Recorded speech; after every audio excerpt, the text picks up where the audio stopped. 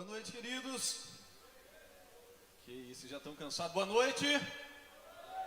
Paz do Senhor a todos, amém? Vocês estão felizes com Jesus, gente? Eu fiquei sabendo que aqui na Bahia ninguém vai embora, já tem uma cantina ali fora, o Espírito Santo já está em nós, sobre nós e através de nós. Cristo já é o centro. Pergunta para o irmão que está do seu lado, você precisa de mais o quê? Então você não precisa ir embora, pastor Júnior, só ficar aqui com a gente e deixar o Senhor edificar essa casa nesse tempo. Nós estamos muito felizes em estar aqui. Eu sou o Rafael, lá de Canas, interior de São Paulo. E eu estou aqui debaixo de um envio, nosso pai apostólico, o apóstolo Cristiano Miranda, com o coração cheio de alegria em poder sair de São Paulo e servir vocês aqui na Bahia, entendendo que o Senhor tem construído uma realidade preciosa na vida de vocês. E hoje eu estou aqui como alguém que faz uma pequena parte daquilo que de fato o Senhor já está construindo. Eu não creio que essa noite seja uma noite desconectada diante de toda a edificação que o Pai já está estabelecendo. Eu creio que essa é uma noite de continuidade daquilo que Deus há algum tempo já começou a falar nessa casa. E hoje nós estamos aqui apenas somatizando, buscando em Cristo as realidades do que o Pai está edificando através dos filhos aqui nessa noite. Então eu quero agradecer ao pastor Júnior pelo carinho, pela confiança, é uma alegria estarmos aqui.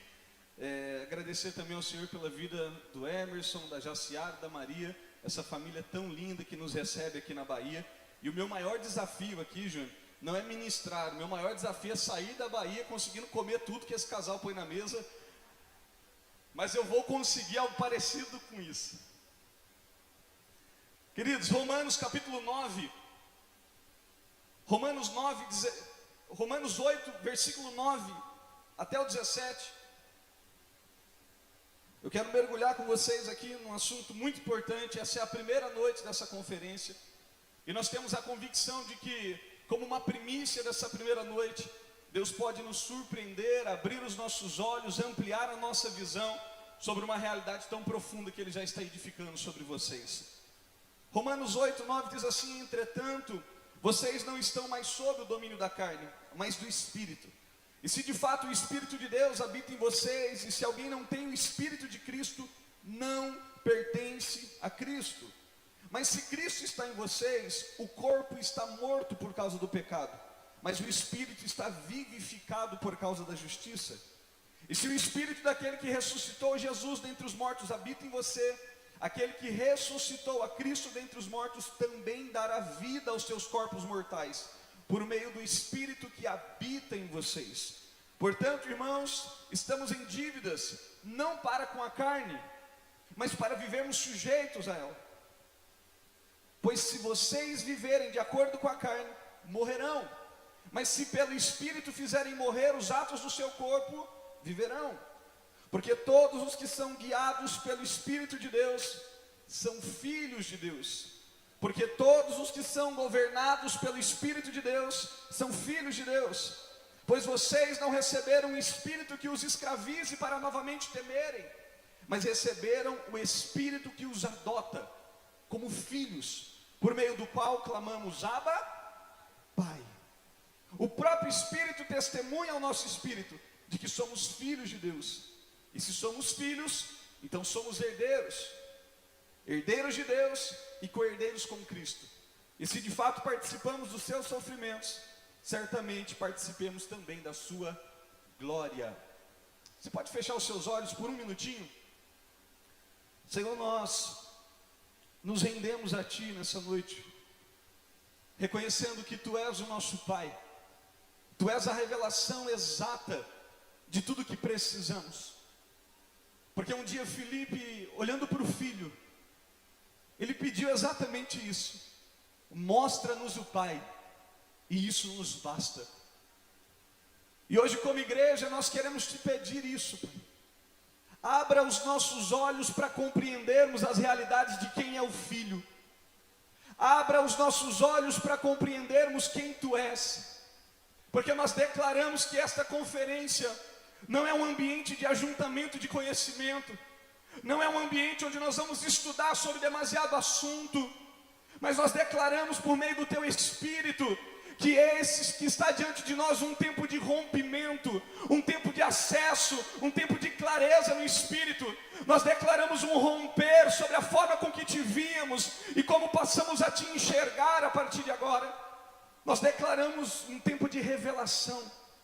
Abra os nossos olhos para ver e prepare o nosso coração, Senhor, nessa noite, para compreendermos a revelação do Teu Filho em nós, para que através do Teu Filho nós vejamos o Pai, e isso nos basta. Revela-nos o Pai. Isso é o que nós te pedimos, Pai. Se revele a nós, em nome de Jesus. Amém e amém. Queridos, a primeira verdade que eu quero compartilhar com vocês é que Deus nos elegeu nele, antes da fundação do mundo, para que fôssemos filhos. Antes de Deus olhar para a terra e dizer que haja luz, Ele já havia nos criado e nos eleito dentro de si mesmo, como filhos amados, portando a mesma imagem, portando a mesma natureza e portando a mesma semelhança. E então Ele começa a estabelecer todas as realidades da terra, para que então a terra estivesse apta para receber aquilo que de fato Ele havia sonhado inicialmente.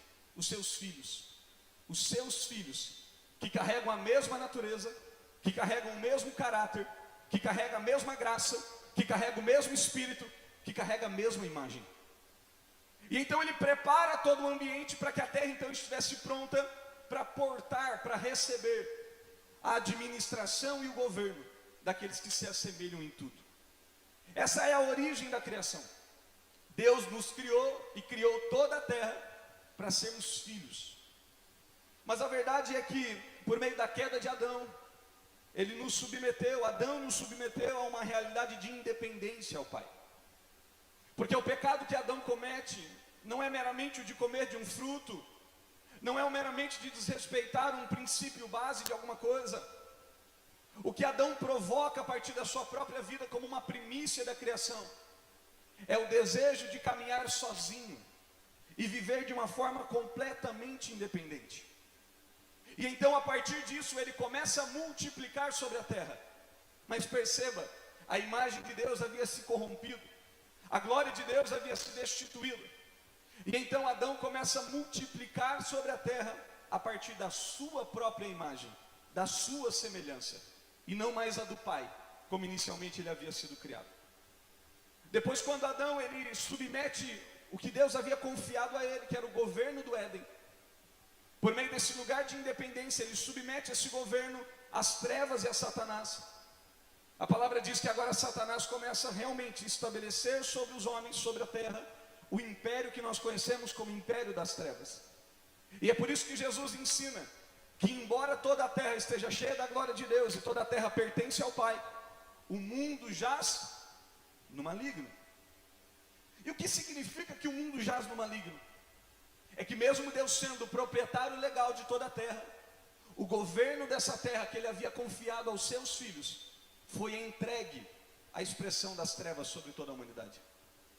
E a partir dali um ambiente de mentira e engano passou a ser propagado sobre toda a terra. E a partir daqui nós precisamos entender uma verdade absoluta sobre paternidade. Porque nós estamos na conferência ABA justamente para falarmos um pouquinho sobre esse assunto. E talvez você entre nessa noite com tantas marcas, traumas, medos, receios. Talvez você ouviu sobre esse assunto de uma forma tão deturpada. Talvez assim como eu, você não veio de uma família estruturada, onde tivesse um pai que estabelecesse sobre a sua vida o destino eterno do próprio Deus. E então você olha para esse assunto com uma certa aversão. E talvez você olhe para essa noite, para essa conferência e diz, mas para que falar de paternidade? Será que de fato paternidade existe? E a primeira coisa que nós precisamos crer juntos aqui é que a paternidade é algo tão real que todos que tocam essa terra são filhos de alguém. Todos que tocam essa terra são filhos de alguém. Então, ou nós somos, por meio da reconciliação em Cristo, filhos do Pai Celestial, ou nós somos, por desejo e vontade própria, em viver os seus próprios desígnios, os seus próprios caminhos, a sua própria vontade, a sua própria vida. Quem aqui pelo menos uma vez na vida já disse assim, a vida é minha, e eu vivo ela do jeito que eu quiser. Essa é uma fala que não nasceu em você, ela nasceu no seu pai Adão. Porque a expressão clara do que era Adão era de um pai, de uma primícia, que por meio de quem ele era, ele estabeleceu que toda a humanidade que nascesse da raça humana se submetesse a exatamente essa mesma natureza. E é por isso que uma criança, ela não escolhe andar em pecado, andar independente. Quantos aqui tem filhos pequenos? Você já percebeu que você não precisa ensinar uma criancinha a mentir? Você não precisa. Que isso, pastor? Criança mente? Lá em casa eu tenho um Luquinha de 1 ano e 7 meses. Eu estou todo dia trabalhando para desde pequenininho matar o Adão que está nele. Ele fala que o irmão bateu nele, não bateu. A gente está olhando ele de longe, ele vai lá dar um tapinha no irmão e ninguém vê, o Levi bateu. E a gente está olhando para esse carinha de 1 ano e 7 meses e dizendo, cara, da onde vem? E a gente precisa entender, por conta da primícia que era santa, toda a terra poderia andar debaixo da santidade de Deus. Mas por meio da primícia que é corrompida e caída, toda a terra está sujeita a essa mesma expressão independente de Deus. E então você pode até olhar e falar assim, pastor, mas e quem não é filho de Deus? Quem não é filho do Pai Celestial? De quem pode ser filho? Talvez de Adão. E quem são os filhos de Adão? Os que vivem a partir de si mesmo. Porque às vezes você olha para a vida pessoal e você diz assim, pastor, mas eu não estou usando droga, eu não estou me prostituindo, eu não estou adulterando, eu não estou fazendo nada que parece muito severo. E de repente você se satisfaz de uma forma tão preciosa em viver a vida da forma com que você está vivendo, porque não parece que está escandalosa. E nesse tempo nós precisamos andar em clareza de algo. Nem toda a expressão das trevas te lança no fundo do poço. Algumas das expressões das trevas têm prazer em te ver vivendo para si mesmo. Porque se você vive para si mesmo, não é o Pai Celestial o teu Pai. Então quando Adão ele começa a acessar essa realidade, ele começa a multiplicar sobre toda a terra essa mesma natureza. E então eu posso ter por pai Adão. Ou de repente, eu também posso ser filho de Satanás e do império das suas trevas. E quando isso acontece, é quando eu vivo uma vida completamente governada pelas trevas, marcada pelas raízes da mentira e do engano. E é por isso que um dia o Senhor disse isso por meio dos seus apóstolos, que o diabo é o pai da mentira. Então preste atenção, não é sobre crermos ou não em paternidade, é sobre entender que a Bíblia fundamenta isso com muita clareza. Ou você é filho de Deus como um Pai Celestial, por meio da reconciliação em Cristo, ou você tem por Adão ou Satanás o próprio Pai. Então eu acho que a conversa aqui não é mais sobre paternidade existe. Eu acho que a questão precisa se afunilar para entendermos uma outra pergunta. E a pergunta que eu quero iniciar com vocês essa noite é essa: quem é o teu pai? Diante dessas três realidades da vida, diante dessas três expressões da paternidade, quem é o nosso pai? Pergunta para o irmão que está do seu lado aí, quem é o teu pai?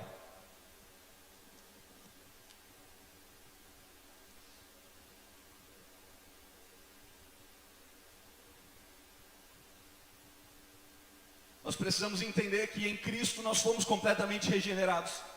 Em Cristo nós recebemos a sua natureza, nós recebemos a sua vida, nós recebemos a sua luz, nós recebemos a sua verdade, nós recebemos o seu amor, nós recebemos a sua graça, nós recebemos o seu Espírito, que então nos habilita a sermos chamados, nos entrega o direito de sermos chamados filhos de Deus, nos dá o direito de sermos chamados filhos de Deus. E assim como a vida natural, o que acontece quando nasce um bebê? O que acontece quando nasce um filho natural? A primeira coisa que o Senhor faz para formá-lo é enviá-lo para viver em família. Amém? Não existe expressão clara da filiação de Deus sem a sua família.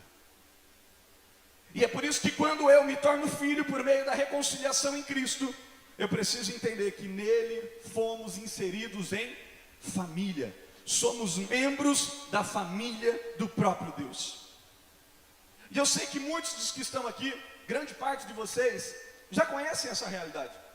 Talvez já vivem em família, talvez já caminham aqui há alguns anos, talvez já se converteu há mais de uma década. E talvez você está dizendo, Rafael, mas eu conheço exatamente o que é viver em família, eu vivo em família. E a gente precisa entender que a nossa conversão, ela naturalmente produz nas nossas vidas um abrir de olhos. E esse abrir de olhos, ele nos estabelece na pessoa do próprio Cristo como filhos amados. Então entenda, eu não me torno filho quando eu me sinto bem apropriado às realidades do reino de Deus. Não. A palavra diz que uma das expressões dos filhos caracteriza de forma direta como aquele filho recém-nascido, que não fez nada, que não tem trabalho algum prestado, que não tem barganha nenhuma com Deus. Ele simplesmente se tornou filho. Não é porque ele fez alguma coisa bonitinha, não é porque ele buscou a Deus em 40 dias de jejum e oração, não é porque ele subiu nos montes todos os sábados durante o ano inteiro, não é porque ele colocou algo diante da mesa de Deus como uma moeda de troca. Querido, eu quero que você entenda, quando você foi inserido em Cristo, na filiação eterna dele, ele te pôs numa mesa, a mesa que o pastor Emerson profeticamente compartilhou com a gente aqui nessa noite. E sabe o que tem nessa mesa? Não tem uma mescla dos alimentos que você gosta. Nessa mesa tem pão. Tem pão. E o que é pão? Olha para o irmão que está do seu lado e fala, o pão é Cristo. Pastor, mas eu gosto de cuscuz. Gosto de vatapá.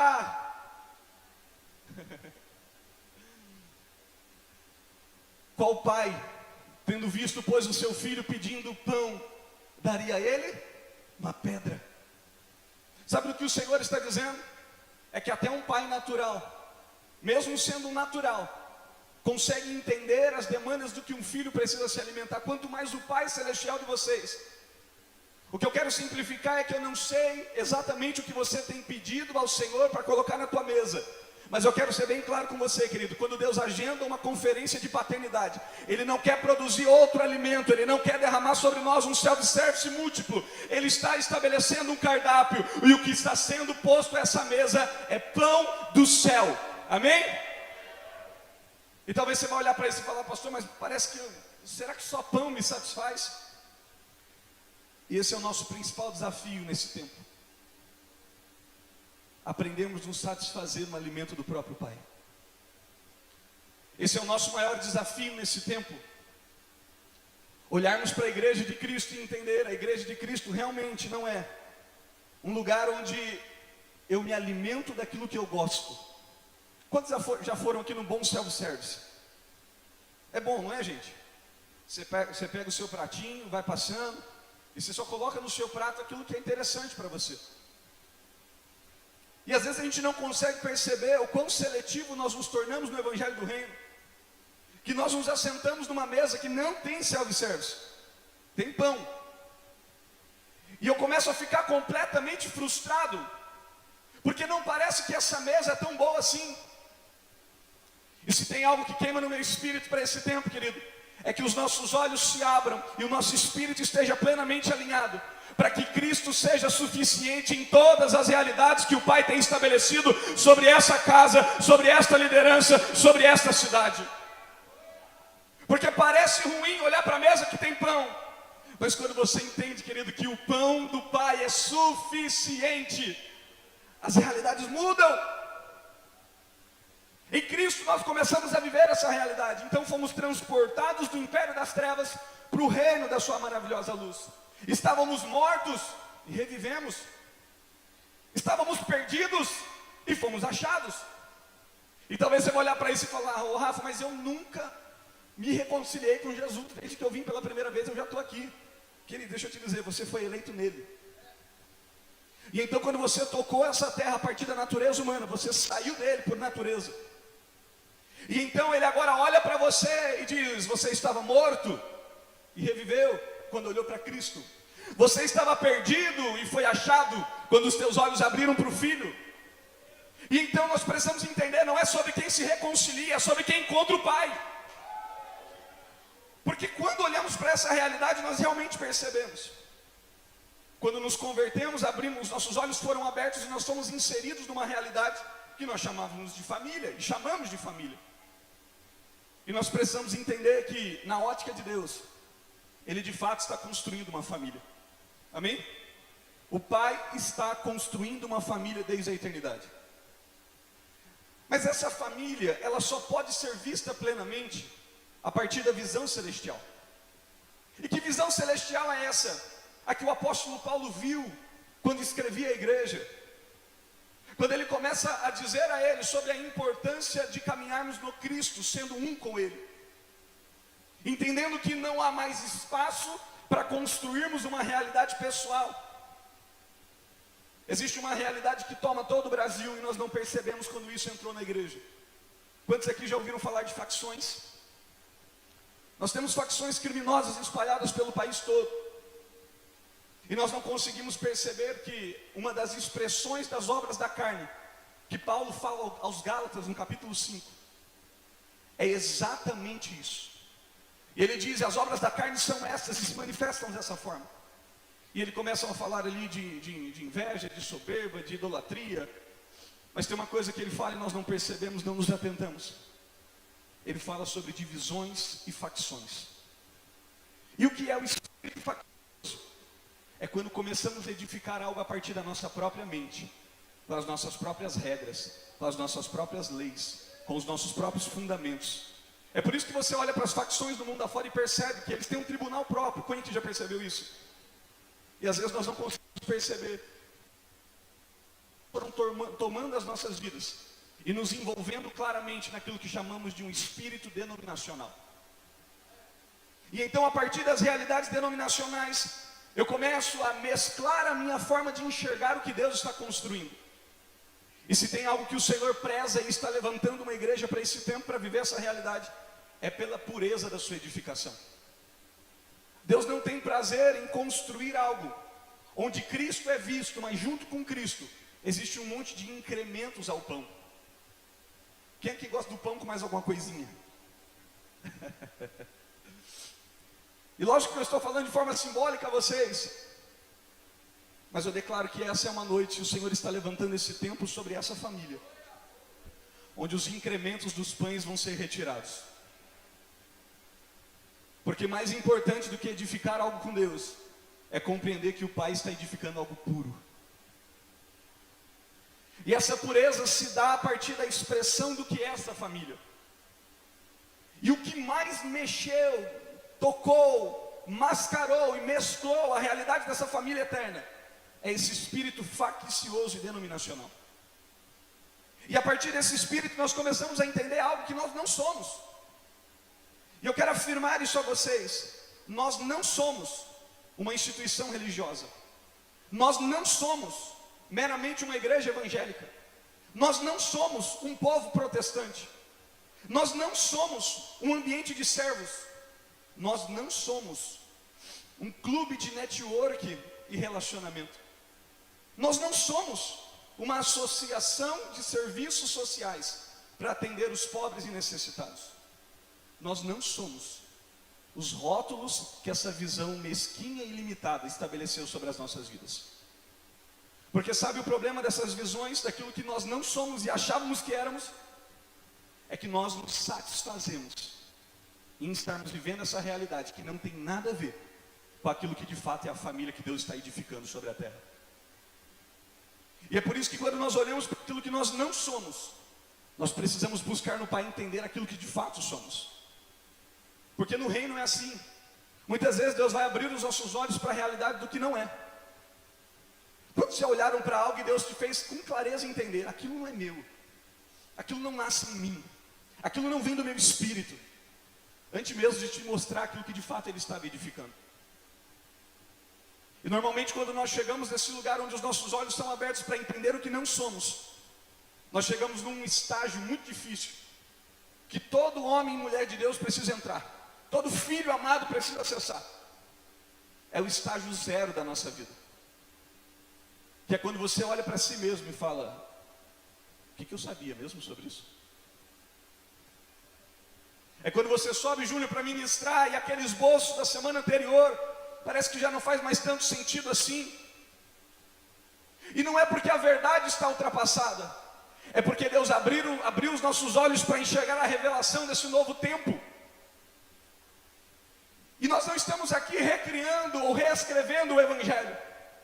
Nós só estamos falando que esse é um tempo profético, dos nossos olhos se abrirem para realidades que começou na cruz e nós ainda não tínhamos visto.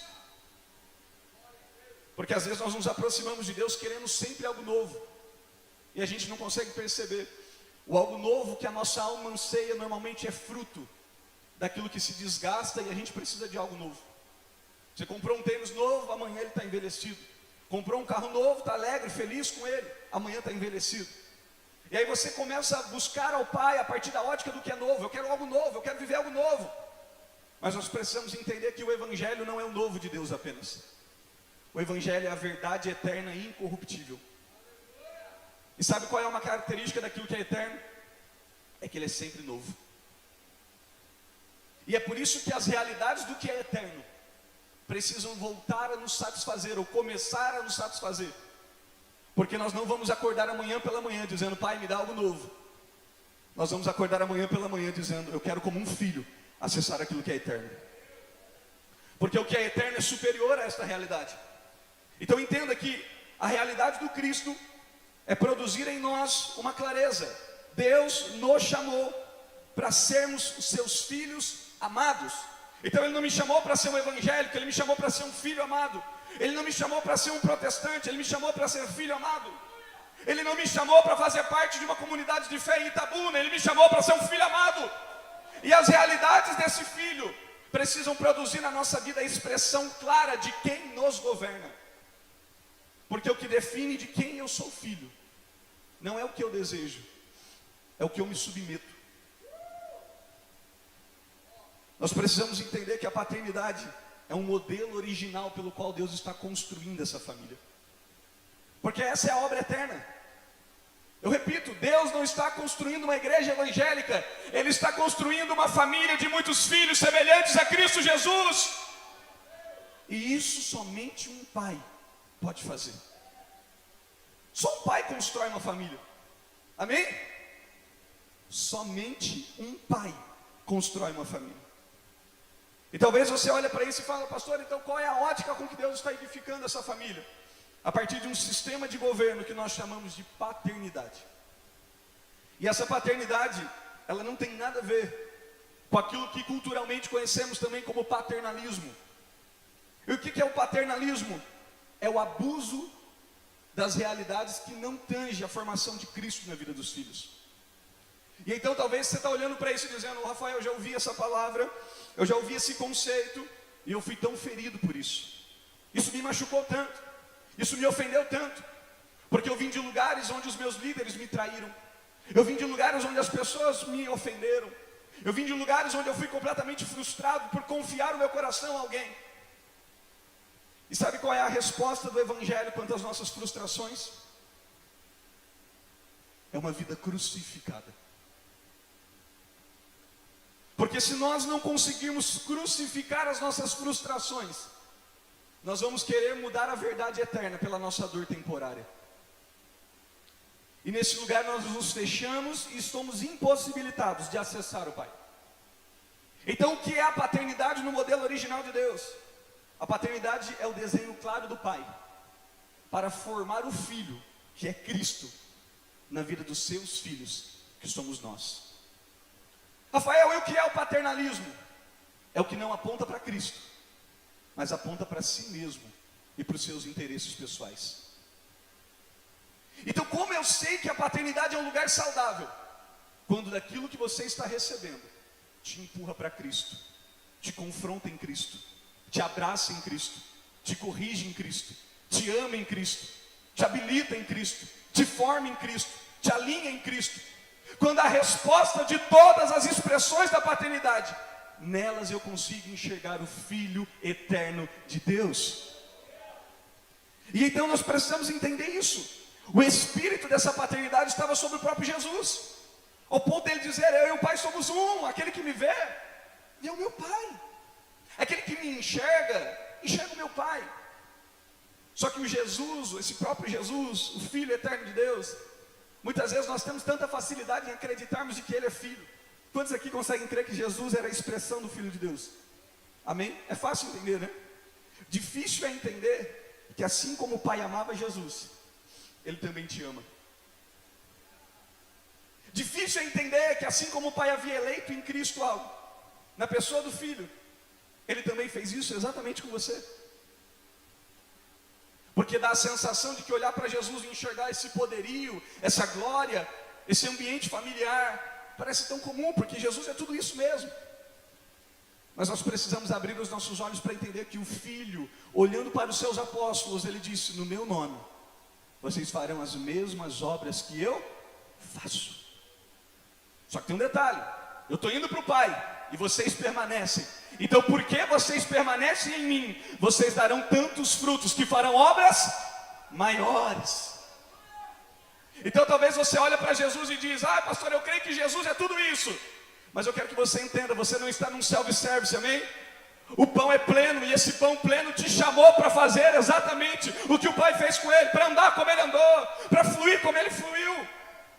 Então, assim como é em Jesus, é também sobre todos nós. Mas às vezes dá a sensação de que Jesus tem uma medida muito maior. Mas de repente Ele olha para nós e fala: mas o Pai, Ele dá do seu Espírito. Que Espírito? O mesmo que estava sobre Ele. E Ele dá a todos que o pedirem, de forma deliberada. Não tem medida diferente. Porque às vezes a gente pensa isso, sabe, Emerson? Nossa, eu acho que Jesus tinha pelo menos um galão de uns 20 litros de Espírito. E eu acho que Jesus me deu uns 200 ml só. Eu quero que você entenda, não existe medidas engarrafáveis no reino do Pai. Nós estamos debaixo de um fluir eterno que não cessa, de uma medida de um Espírito que não para, de uma medida de um Espírito que não é controlável. Nós estamos diante dessa realidade e precisamos entender: assim como Jesus foi a expressão do primogênito sobre a terra, nós somos a extensão da família de Deus sobre Itabuna, sobre a Bahia, sobre o Brasil. E nós precisamos nos encher de temor contra essa verdade. E é por isso que em Jesus, quando Ele está cumprindo essa realidade, Ele imparte sobre os discípulos, ou sobre os apóstolos, essa mesma convicção. Perceba que eles estavam a menos em relação a tudo que Deus estava construindo. Mas de repente eles recebem o poder do Espírito Santo, eles recebem a pessoa do Espírito Santo. E eles começam a expressar essa vida sobre Israel, sobre toda a terra. E então começam a ser vistos entre os apóstolos a extensão exata do que Cristo era. Porque entenda algo: Jesus, Ele foi o primeiro corpo de Cristo sobre a terra. Você é o segundo e o eterno. Amém? Jesus foi o primeiro, e por isso Ele carregava sobre si todas essas realidades preciosas do Espírito. É por isso que nele você viu o apóstolo, o profeta, o pastor, o mestre, o evangelista. Em Jesus você via a expressão dessas 5 graças. Mas agora o pão que era inteiro, ele é partido. Aleluia. E esse pão partido começa agora a ser derramado sobre os seus. E agora Ele deu uns a apóstolos, outros a profeta, outros a pastores, outros a mestres, outros a evangelistas. E agora Ele deu alguns o dom da fé, o outro o dom de curar, o outro falar em línguas, o outro interpretar línguas, o outro a profecia, o outro a palavra de conhecimento, o outro discernimento de espírito. O que eu quero simplificar é que tudo que estava escondido em Jesus foi impartido sobre nós como seu corpo eterno. Assim como Ele era, Ele ministrou do mesmo Espírito, Ele ministrou da mesma natureza, e Ele nos habilitou a sermos chamados filhos, assim como Ele é. E então, desde os apóstolos, essa realidade começou a ser multiplicada. Ninguém andava pelas ruas e via mais o Nazareno, cabeludinho, vestes brancas, bonitinho, assim como não é visto hoje, Júnior, na Bahia. E de repente nós olhamos para isso e dizemos: nossa, mas o tempo que vivemos hoje parece um tanto quanto limitado às realidades daqueles dias. Eu queria tanto ver Jesus andando assim. Eu queria tanto comer na mesa com Jesus. Eu queria tanto tomar um banho de rio com Jesus. Um banho de mar, né, irmão? Falar rio aqui nessa região é brincadeira, né? Estou achando que eu estou no interior paulista. E de repente você olha para isso e fala: Rafa, eu queria tanto viver essas experiências com Jesus. Quando na verdade você não percebe, querido, que a vida dos discípulos como uma primícia é de fato uma extensão profética da realidade que vivemos. A diferença é que os olhos deles viam. E agora você vive exatamente a mesma coisa, só que pelo Espírito. Então preste atenção nisso. Você come com Jesus.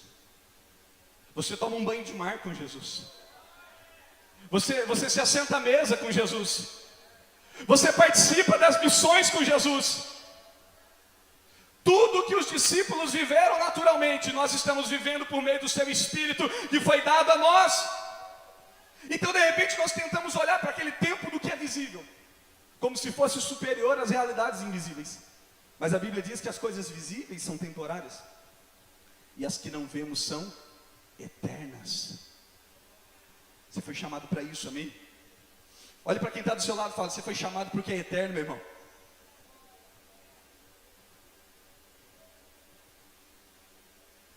E então desde os apóstolos, o Pai continua levantando homens maduros em Cristo, para representá-los sobre a terra. Porque o Espírito da paternidade que estava sobre Jesus, preste atenção nisso, o Espírito da paternidade que estava sobre Jesus. E como que a gente sabe que o Espírito da paternidade estava sobre Jesus? Quando ele olha os seus discípulos em João, e diz assim: fiquem tranquilos, eu não os deixarei órfãos. Então enquanto ele estava com os discípulos, o Espírito da paternidade os envolvia. E de repente ele diz: eu não vos deixarei órfãos. Porque aquilo que estava sobre ele, por meio do Espírito do Senhor, começou a ser derramado sobre os seus seguidores. Então os seus discípulos, os seus apóstolos, começaram a expressar sobre a terra a paternidade que estava sobre o Filho de Deus. Rafael, onde que nasce a paternidade espiritual? Na expressão de quem Cristo é. Porque ele, como um homem, na figura de Jesus, tinha sobre si mesmo a paternidade e a reconciliação. Mas agora ele derrama esse espírito da paternidade e da reconciliação ao corpo. E então agora nós passamos a se mover a partir disso. E então como que Deus se revela como um pai aos homens? Deus se revela como um pai, levantando homens maduros, que estão posicionados em Cristo, que têm os olhos marcados pela pureza da família de Deus, que estão edificando algo à mesa, sem mescla sobre o pão, e então está formando filhos e levando-os a Cristo. Agora entenda, a paternidade espiritual, ela é representativa. Através da nossa vida o Pai pode ser visto, mas um pai espiritual nunca substituirá o Pai eterno, amém? E por que isso é importante entender? Porque algumas expressões da falsa paternidade ou do paternalismo me impedem de estar com o Pai, para estar com pais. Eu deixo de ouvir o Pai, meramente para ouvir pais. Rafael, mas você está dizendo que mesmo nesse ambiente da paternidade espiritual eu fui chamado só para ouvir o Pai? Eu quero que você entenda. Já fazem 6 anos que nós fomos aliançados a essa realidade do corpo de Cristo. De eu poder olhar para a minha realidade do que eu estou vivendo no Senhor e entender que eu não sou apenas um pai que tem cuidado de filhos, mas de que o Senhor também me tornou um filho para ser alinhado por um pai. E então a partir disso, nós começamos a entender, nós começamos a perceber que Deus, como um pai eterno, Ele continua falando. E nos últimos 6 anos da minha vida eu percebi isso claramente. Grande parte das realidades que o meu Pai Celestial comunicava, eu também ouvia na mesma medida de graça do meu Pai espiritual. Rafa, mas Deus não fala com você? Com muita constância. Mas ser filho é não ter medo de provar os espíritos. Ser filho é não ter medo de provar aquilo que você está ouvindo. Ser filho é entender isso aqui, eu estou ouvindo isso do Pai, estou com uma impressão profética sobre isso. Você acredita que é tempo? Você entende que essa realidade é para mim, para minha casa? E talvez você vai dizer assim, Rafa, mas se Deus falou, está falado. Ele falou para João na ilha de Patmos realidades que faz 2000 anos que ainda não se revelaram. Ele falou, está estabelecido. Mas a gente precisa entender que ele tem um tempo e um modo de trazer à existência aquilo que ainda não existe. E a estrutura da filiação nos habilita para andarmos no tempo do Pai. Porque quando o nosso coração se sujeita a um Pai, o nosso coração de fato se sujeita a Deus como um Pai. Rafael, mas Deus já é meu Pai, eu não preciso de outros pais. Assim como você também poderia dizer de uma forma mentirosa, eu amo tanto a Deus, eu só não amo meu irmão. E ele olhar para você nessa noite e dizer, mentiroso. Porque como pode dizer que me ama, se não ama o teu irmão que você vê? Deixa eu te dizer uma coisa, como você pode se submeter ao seu Pai eterno que não vê, se o seu coração ainda não é ensinável, submetido e obediente para ouvir e ser direcionado pela voz de um Pai que o Senhor levantou sobre a sua vida? Vocês entendem o que eu estou dizendo, amém? E de repente a gente não consegue perceber o quanto que é simples entender. Embora nós tivermos um monte de impactos nessa realidade. E talvez você foi traumatizado em tantos pontos. Você precisa crer comigo nisso, querido. A verdade eterna de Deus não muda. A verdade eterna de Deus não muda, porque as nossas realidades foram infligidas. Então você pode ter vindo de um lar disfuncional, você pode ter sido marcado negativamente nesse assunto, mas entenda que Deus marcou uma conferência como essa aqui em Itabuna, na Bahia, para restaurar você como um filho amado. Eu me converti cerca de 10 anos atrás, 10, 11 anos atrás, eu tinha 16 anos, e eu ouvi claramente o Senhor me dizer sobre algo, e aquilo que o Senhor começou a me falar, me estremeceu por dentro, e de alguma forma, me trouxe uma visão mais ampla daquilo que eu ainda não conhecia. Quando eu me converti, o pastor Júnior, eu tinha um problema muito sério com meu pai biológico, um problema que nem ele mesmo sabia. Mas o meu coração havia sido marcado pela rejeição. E então eu não queria me relacionar com ele, não queria amá-lo, não queria servi-lo. E entrei num estado de revolta. E eu me lembro que quando o Pai se revelou a mim e os meus olhos se abriram para conhecer o Pai, a primeira coisa que eu ouvi no Senhor no início da minha conversão é que Ele iria me ensinar a ser filho, porque eu ainda não sabia. Só que eu não estava num ambiente onde isso era falado. Nós nascemos numa realidade completamente adversa a essa. Mas eu vi que a partir dali, quando eu voltei ao meu pai e pedi perdão, quando eu voltei à minha mãe e pedi perdão, Rafael, mas somente você tinha errado? Não, grande parte daquilo que eu cria, eles que tinham errado. Agora entenda que o perdão não é coisa de quem errou ou acertou. A reconciliação não é coisa de quem errou ou de quem acertou. O perdão é coisa de quem entendeu quem Cristo é e o quanto do seu amor e perdão foi revelado a nós. Então eu não perdoo porque alguém merece, eu não honro porque alguém merece. Quando o Pai me ensinou a ser filho, a primeira coisa que eu fiz foi voltar ao meu Pai e dizer, Pai, me perdoe por toda desonra. Porque isso não pode mais fazer parte da minha vida. Porque como eu posso dizer que eu sou filho de Deus, se eu não consigo nem cuidar das realidades naturais? Aos mais jovens aqui nessa noite, eu quero te trazer esse conselho.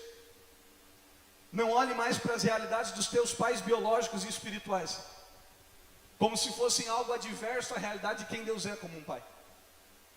Porque nós nunca poderemos expressar Deus como um pai e sermos nós filhos como Cristo é, se nós não aprendemos a voltar para casa, a se assentar à mesa e comer do Cristo da reconciliação. Malaquias um dia liberou isso dizendo, chegaria o tempo onde Deus enviaria o espírito do profeta Elias, e ele converteria o coração dos pais aos filhos, e o coração dos filhos aos pais. E esse Elias que estava de vir, ele começou a se revelar na esfera de João Batista, mas ele ainda se dá e se estende através da igreja de Cristo. Deus continua reconciliando corações através do seu corpo, amém? E como o horário cede muito, eu quero finalizar com vocês agora. Nós vamos ter ainda um tempo juntos amanhã. E eu prometo que amanhã nós damos continuidade nisso aqui. Quando nós olhamos para essa realidade, nós precisamos entender que todo filho, ele nasce a partir da esfera de quem o governa. Quando somos filhos de Deus, nós precisamos claramente sair daqui nessa noite entendendo isso. Quem tem me governado? Porque se tem algo em comum com todos os filhos, é que todos os filhos de Deus são governados pelo mesmo Espírito. E a partir desse governo, todos nós nos movemos na mesma realidade. Todos nós somos envolvidos em obediência, rendição, humildade e submissão. E quando entramos nessa realidade, Júnior, por amor ao Senhor, nós entendemos que nenhum dos teus mandamentos são pesados. O que eu quero pedir a vocês, querida, é que vocês saiam daqui nessa noite hoje, no primeiro dia dessa conferência, entendendo isso. Deus me chamou desde o seu plano eterno. Salmo 139, 16 diz que Ele escreveu e determinou no seu livro todos os nossos dias.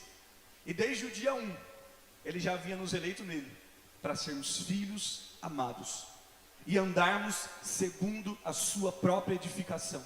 Que edificação é essa? A sua família eterna. Você pode colocar de pé no seu lugar, querido?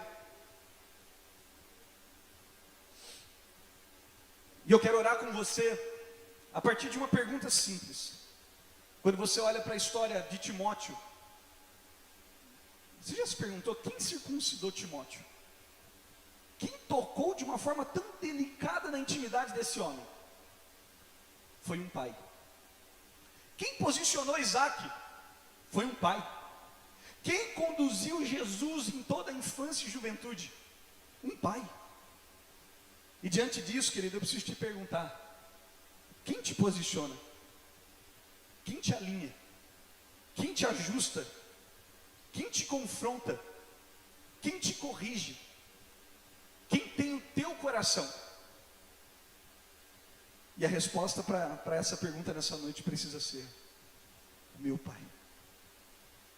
Não apenas a expressão do Deus eterno, mas o teu Pai, os teus pais apostólicos, que Ele levantou nessa casa para formar o teu filho em você. Vamos orar juntos por isso? Senhor, nós somos profundamente gratos pela tua verdade. E nós reconhecemos, Pai, que nós não precisamos de nada novo que não seja a expressão e a revelação de quem tu és por meio do Filho. Senhor, eu oro para que essa seja uma noite onde o teu Espírito nos marque por meio dessa verdade eterna. Porque nós não queremos sair daqui hoje como participantes de mais um evento. Nós não queremos sair daqui apenas como um povo que se reuniu para te adorar. Nós queremos, Pai, te conhecer a partir da esfera de quem tu és.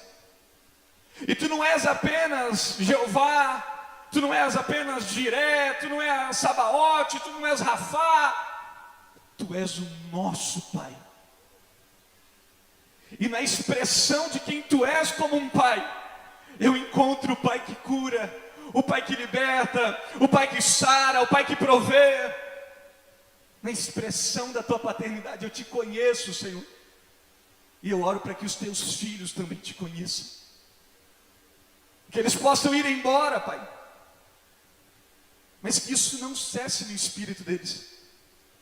As luzes vão se apagar, a porta vai se fechar, mas que o teu Espírito continue anunciando essa riqueza eterna no interior dos meus irmãos, para que saiamos daqui entendendo, nós podemos ter entrado de qualquer outra forma, mas nós sairemos como um filho amado, restaurado em Cristo Jesus. Nós os enviamos, Pai, debaixo da tua verdade, e os abençoamos em nome de Jesus. E todos que recebem essa palavra, querido, aplauda o Senhor, aplauda o teu Pai.